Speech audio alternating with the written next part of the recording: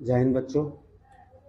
आज हम लोग स्टार्ट करेंगे एनसीईआरटी का 1.1 एक्सरसाइज 2.1 पर हम लोग स्टार्ट करेंगे। ठीक है, देन हम लोग ये देखेंगे कि जो इंट्रोडक्शन दिया है कल भी किया था, ऐसा नहीं है। कुछ क्वेश्चंस करेंगे इंट्रो पर और देन हम लोग हो सकता है कि आज ही 2.1 खत्म हो, ज़्यादा बड़ी नहीं है तो उसी हिसाब से हम चलेंगे। ठीक है, तो पहला क्वेश्चन जो हम लोग देखते हैं एग्जाम्पल का, पहला क्वेश्चन हम लोग देखते हैं एग्जाम्पल का। तो पहले तो हम लोगों ने देखा था इंट्रो, पहले हम लोगों ने क्या देखा था? इंट्रो। इंट्रो में हम लोग देख रहे हैं, इंट्रो में क्या देखा हम लोगों ने? इन अर्लियर ग्रेड्स, पहली वाली क्लासेस में हमने अलजेब्रिक एक्सप्रेशंस के बारे में पढ़ा था, जो कल मैंने बता दिया था। ठीक है, और जिसकी हाईएस्ट डिग्री 1 होती है, जिसकी हाईएस्ट डिग्री 1 होती है वो क्या हो जाएगा? Linear polynomial. ठीक है, उसी के बिहाफ पे हमारे साथ बहुत सारे क्वेश्चन हैं। जैसे पेज नंबर एनसीईआरटी हम जाएंगे तो पेज नंबर 16 पर, पेज नंबर 16 पर हम लोगों को एग्जाम्पल 1 देखने को मिला। ठीक है, एग्जाम्पल 1 क्या बोल रहा है हमसे? एक राजू है, राजू नाम का व्यक्ति है, लड़का है, और वो गया एक शॉप में, मतलब दुकान में। ठीक है, और शॉप में गया तो उसने देखा कि सील्ड बॉक्सेस हैं, डिफरेंट कलर्स ऑन सेल, मतलब बेचने के लिए अलग अलग कलर के डिब्बे रखे हुए हैं, बॉक्सेस रखे हुए हैं। द शॉप ओनर, उसने शॉप ओनर ने told him that the red boxes have 4 pens, मतलब उसने बोला कि उसके पास जो 4 पेन, एक लाल डब्बा है, रेड बॉक्स है, उसमें 4 पेन है हर एक डिब्बे में, मतलब हर एक डिब्बे में 4 पेन है, और ब्लू बॉक्सेस में 5 पेंसिल है, मतलब एक बॉक्स में 5 पेंसिल्स हैं। ठीक है, अब क्वेश्चन बोल रहा है अगर राहुल ने एक्स बॉक्सेस खरीदे रेड बॉक्सेस के और ब्लू बॉक्सेस भी खरीदे, तो हम लोगों ने क्या करा कि एक्स बॉक्स मान लिया रेड बॉक्स को और बाई मान लिया हमने ब्लू बॉक्सेस को। नॉर्मल सी पता है, जब हमें कुछ पता नहीं होता है तो हम उसे एक्स मान लेते हैं या वाई मान लेते हैं, जेड मान लेते हैं। क्यों? क्योंकि उसे हमें ही नहीं पता ना कि उसने कितने रेड बॉक्सेस परचेज करे और कितने Y box, blue boxes. Clear है? अब बात यहाँ पर है कि कितना खरीदा होगा वो हमने माना नहीं, तो उसने कहा 4 पेन ईच, तो हमने क्या मान लिया? एक्स मान लिया हमने बॉक्सेस को, तो 4 का मल्टीप्लाई करेंगे, मतलब 4 ईच है, 4 पेन ईच है, एक बॉक्स में 4 है, तो कितने बॉक्सेस वो खरीदता है हमें पता नहीं है। दूसरी बात क्या है कि ब्लू बॉक्सेस कितने खरीदे उसने, तो 5 वाई हो जाएगा, क्योंकि 5 का इंटू करेंगे, पेंसिल्स है, और वाई कितने बॉक्सेस है, बॉक्सेस हमें पता नहीं कितने खरीदेगा। और क्वेश्चन ये बोल रहा है कि अगर वो खरीदता है तो उसे ही गॉट 3 एक्स्ट्रा पेन्स भी मिलेंगे, मतलब 3 एक्स्ट्रा पेन्स मिलेंगे, तो 3 में रहेगा, क्योंकि वो एक्यूरेट है, फिक्स वैल्यू है कि 3 ही मिलेंगे, 4 नहीं मिलेगा। और ब्लू और बॉक्सेस का, अब उसने बोला इक्वेशन पॉलिनोमियल क्या बनेगा इसका, तो इसका पॉलिनोमियल ये बनेगा, मतलब 4x प्लस 5y प्लस 3। जब भी टोटल बॉक्स खरीदेगा इसका सम आएगा, जो भी आएगा वो ठीक है। ठीक, अब क्वेश्चन जब हम लोग नेक्स्ट पेज में जाते हैं, इसका मतलब एक तरीके से पूछा जाएगा कि एक्सप्रेशन बताओ कि क्या क्या था इसके अंदर। पहली बात तो इसमें 3 टर्म्स हैं, एक कांस्टेंट टर्म है, पहला, और दूसरा कैसी टर्म्स है हमारे पास? वेरिएबल्स टर्म्स है। ठीक है, और एक्स और वाई क्या है इसमें? वेरिएबल है। क्लियर?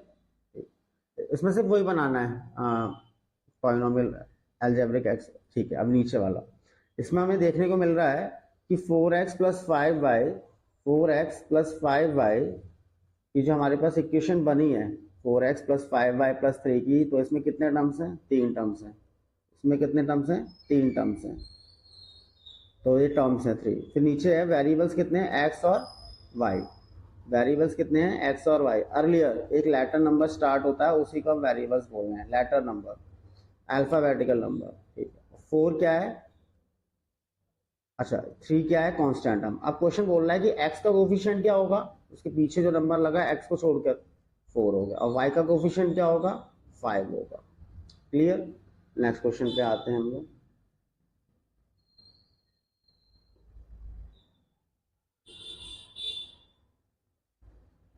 ये रहा आपका रेनॉल्ड्स के ब्लू पेन और ग्रीन डॉम्स पेन, ठीक है, पेंसिल्स।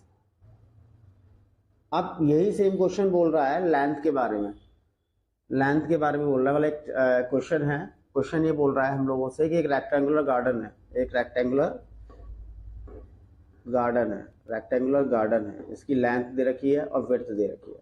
क्वेश्चन बोल रहा है कि एल, मतलब लेंथ क्या दे रखी है एल, लेंथ क्या दे रखी है एल मीटर, और विड्थ दे रखी है, विड्थ दे रखी है डब्लू, ठीक है, विड्थ रखी है डब्लू मीटर। अब क्वेश्चन हमसे ये बोल रहा है कि अगर लेंथ की हम लोग फेंस, लेंथ में हम क्या लगा रहे हैं हम, मतलब ये वाले पे अगर लेंथ है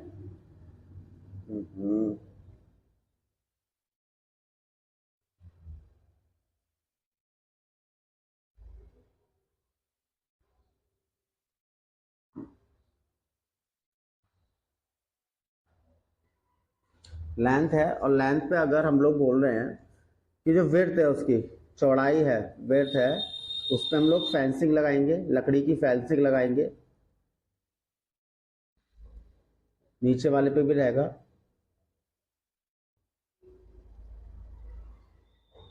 और यहाँ पर क्या लगाएंगे इलेक्ट्रिक वायर, मतलब वायर्स की फेंसिंग रहेगी। यहाँ क्या रहेगी वायर्स की फेंसिंग रहेगी, ये वायर की फेंसिंग, ये एल मीटर है लंबाई है, ठीक है, और ये क्या हो जाएगा विड्थ हो जाएगा। अब क्वेश्चन बोल रहा है कि दोनों की अलग अलग है, जो लेंथ पे है वो फेंसिंग, वायर की जो फेंसिंग है उस पर 100 रुपये मीटर ले रहा है, मतलब 100 रुपये पर मीटर लेगा दोनों साइड, इसकी भी अलग लेगा और इधर की भी अलग लेगा 100 रुपये। बट जो विड्थ पे है उस पर क्या ले रहा है, लकड़ी की जो फेंसिंग कर रहा है, लकड़ी की जो फेंसिंग कर रहा है वो 80 रुपीज ले रहा है पर मीटर। तो और दूसरी बात जो एरिया है, तो एरिया है इसका, एरिया का मतलब मालूम है जो जगह घेरता है, उसमें सीट बिछाने का ले रहा है, वो कितने रुपए ले रहा है, कितने रुपए ले रहा है वो 50 पर स्क्वायर मीटर। जब स्क्वायर की बात आ जाए तो एरिया की बात हो रहा है, ठीक है, स्क्वायर मीटर के बारे में बात कर रहा है, 50 रुपीज। तो वो सीट डिस्पर्सल मतलब फैलाने की बात हो रही है सब में, इस एरिया के अंदर 50 रुपये पर रुपीज ले रहा है, ठीक है, 50 पर स्क्वायर मीटर ले रहा है, 50 रुपये स्क्वायर मीटर के हिसाब से ले रहा है। अब बोला इसकी इक्वेशन बना के दो, तो इक्वेशन हमने देख रहे हैं हम लोग, इक्वेशन हम लोग देख रहे हैं, तो पहले हम लोग बात करेंगे यहाँ पर, वो तो है, वो सो है टोटल कॉस्ट ऑफ, ठीक है, रेक्टेंगुलर फील्ड। अब नीचे क्या आएगा, पहले क्या करेंगे कॉस्ट ऑफ फेंसिंग, क्या आएगा कॉस्ट ऑफ फेंसिंग। तो हमारे पास कितने 2L हैं, मतलब L कितने 2 हैं, तो हम उसे 100 से मल्टीप्लाई कर देंगे, क्योंकि हमारे पास L की वैल्यू करेक्ट नहीं दे रखी है, रुपीज 200 L हो जाएगा। फिर है कॉस्ट ऑफ फेंसिंग में भी कौन सी है, फेंसिंग में भी कौन सी है गार्डन की लेंथ वाली, ये गार्डन की लेंथ वाली, और ये गार्डन की विड्थ वाली। तो यहाँ क्या आ जाएगा हमारे पास, हमें पता है कि 2 विड्थ हैं और इंटू 80 का मल्टीप्लाई हो जाएगा, क्योंकि 80 ले रहा है पर उसका विड्थ का, ठीक है, पर मीटर के हिसाब से ले रहा है विड्थ का, तो 80 पर मीटर ले रहा है, वो 80 रुपीज पर मीटर ले रहा है। तो हमारे पास 2 विड्थ हैं, और 2 विड्थ का हम विड्थ हमें पर क्लियर नहीं है, तो उसे हम W यूज कर रहे हैं हम लोग उसके लिए, ठीक, 80। अब क्या आ जाएगा, क्या आ जाएगा 160 विड्थ हो जाएगा। Same cost of sowing seat का, जो एरिया की बात कर रहा है, सोइंग सीट क्या होता है बोना, सीट को बोना मतलब सीट को जमीन में गाड़ना, वो कितना ले रहा है 50। और हमें पता है कि एरिया का फॉर्मूला क्या होता है रेक्टेंगुलर का, L इंटू बी, तो 50, अब L क्या हमारे पास L ही रहेगा, पर B क्या है W हो गया इस जगह, तो क्या आ जाएगा हमारे पास 50 LW।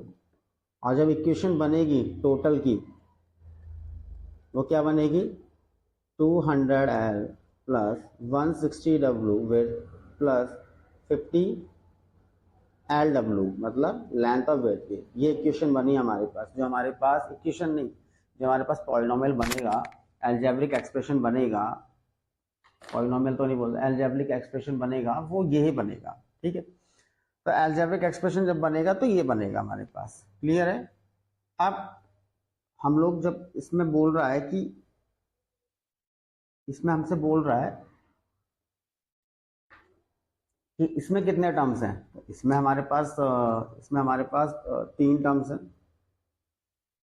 इसमें हमारे पास तीन टर्म्स हैं, 200L, 160W और 50LW। क्या इसमें कांस्टेंट टर्म है? नो, कांस्टेंट टर्म नहीं है। No constant term.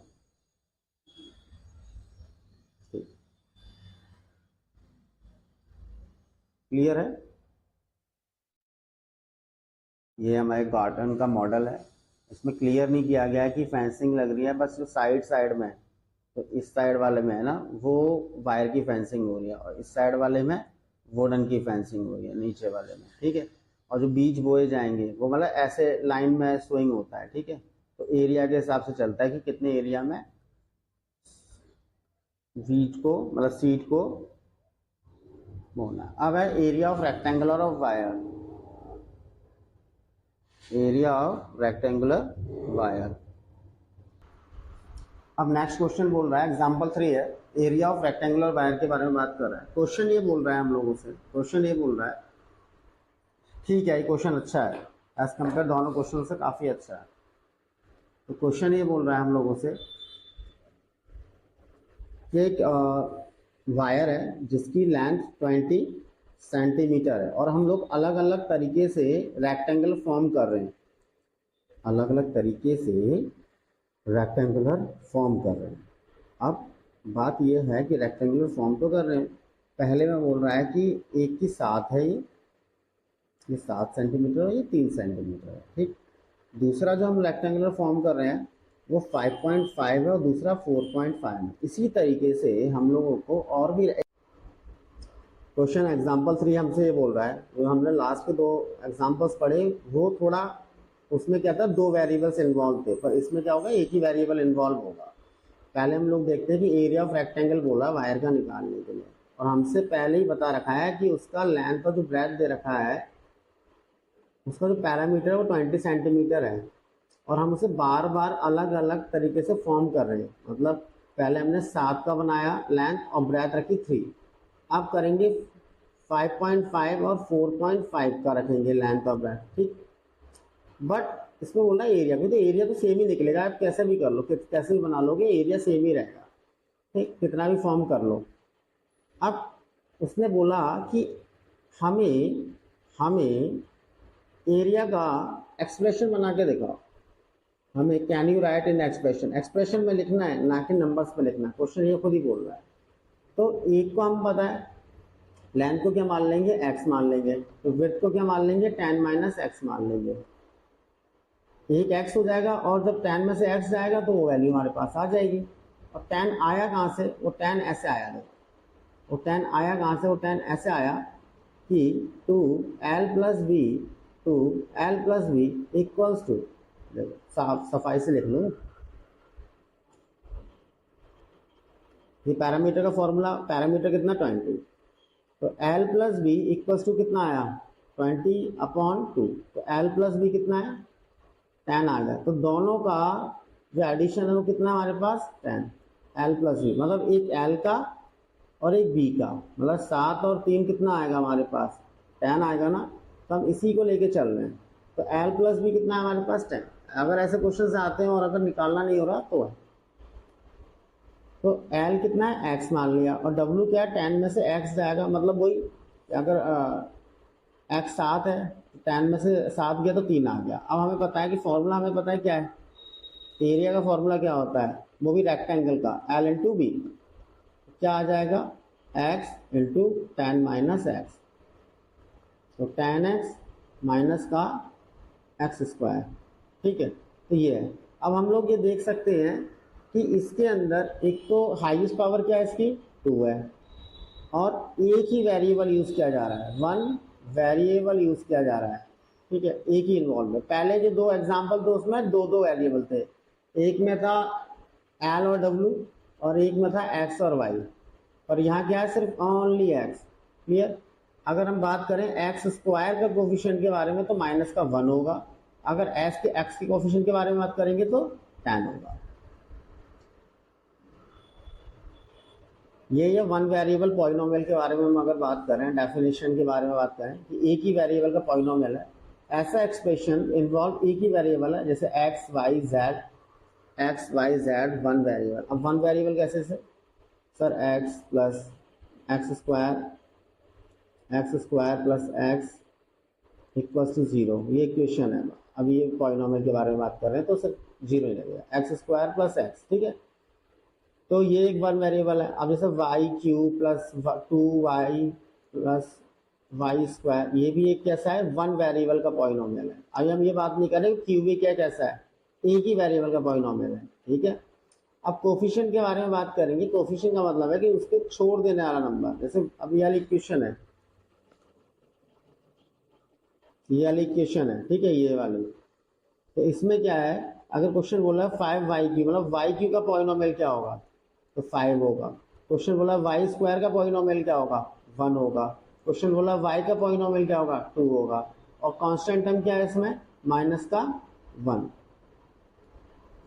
बेसिक चीजें। फिर डिग्री ऑफ पॉलिनोमियल, उस डिग्री के मतलब उस पूरी पॉलिनोमियल के अंदर, मतलब ये वाली पूरी पॉलिनोमियल है ना, उस पूरी पॉलिनोमियल के अंदर 5y³ प्लस वाई स्क्वायर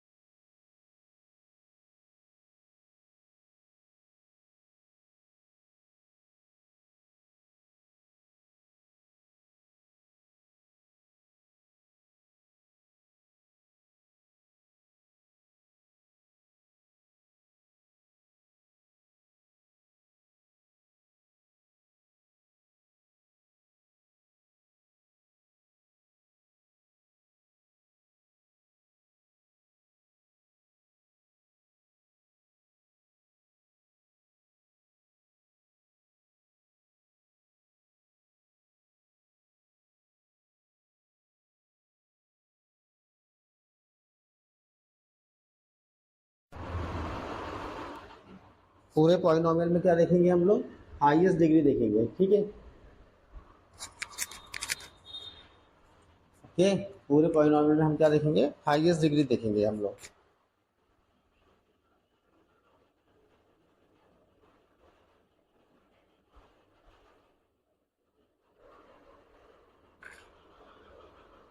चलो आगे चलते हैं।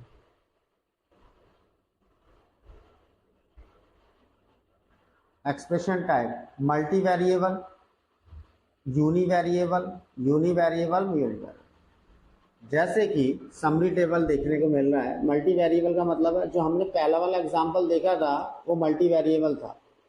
पॉलिनोमियल तो लीनियर था क्योंकि उसकी पावर जो डिग्री थी हाईएस्ट वो 1 थी, ठीक है, जिसकी पावर क्या थी 1 थी।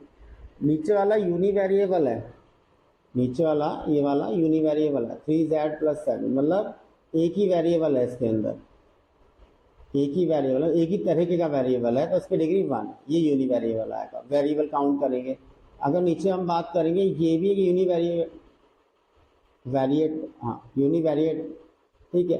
तो क्या है इसमें एक ही एक्स स्क्वायर है 5x+1,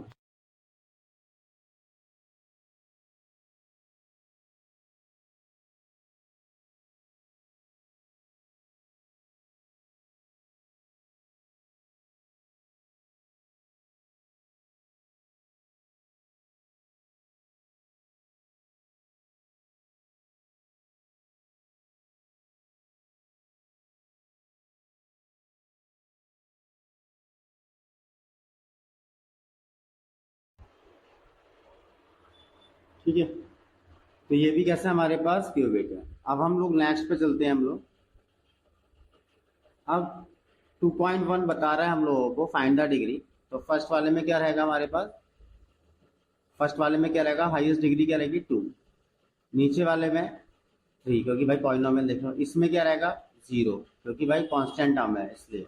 इसमें क्या रहेगा 1, सिंपल है। अब नीचे आते हैं, कह रहा है कि 1 2 एंड 3, मतलब हमें ना एक राइट पॉलिनोमियल्स लिखने हैं।